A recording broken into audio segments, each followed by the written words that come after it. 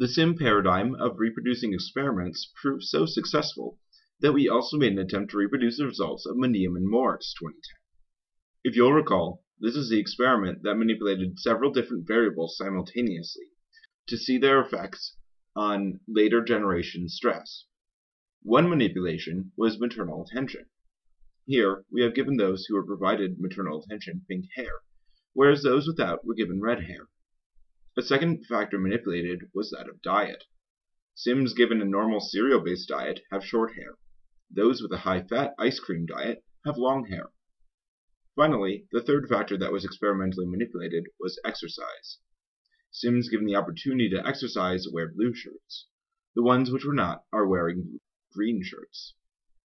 Astute viewers should note that there is no sim who will be given maternal attention, a high-fat diet, and exercise. That is because that sim was eaten by a llama before this experiment was performed. Not at all because of the technical limitations of the game, or because we knew in advance his results would be so boring, so he didn't really matter even a little bit. Yes, there was a llama. Now came the experimental portion of the experiment. First, sims were either given maternal attention or not given maternal attention. This corresponds to the maternal separation manipulation of Maniam and Morris 2010.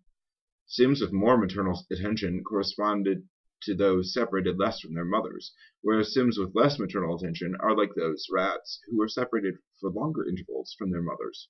Next, the sims were fed one of two possible foods: cereal, a low-fat product widely loathed by sims, and ice cream, a high-fat substance that was much desired. Though this diet was repeated for a longer period of time for rats than for sims, sims need very little exposure to food to see changes in behavior. Finally, sims were either told to exercise or to laze about on their beds. For whatever reason, sims actually seem to enjoy exercise, even when they are very, very bad at it. The sims were then compared to each other in their performance on a forced swim task. Sims tend to hate swimming, mostly because they've heard the tales of sims forced into pools, after which the sims have ladders taken away, leading the sims to drown. In any case, they don't like swimming. After the sims were forced into the pool, their behavior is monitored. Most sims flailed about, showing their agitation at the situation.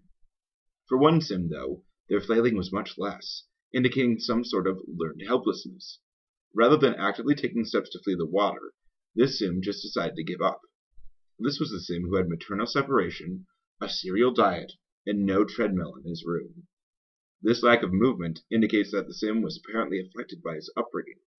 Because he had no contact with his mother, and because he didn't have either a high-fat diet or exercise, he failed to respond appropriately to being submerged in water, with a look of panic rather than just sheer giving up and depression. Note that the other sims who shared that sim's motherless upbringing did not fare as poorly.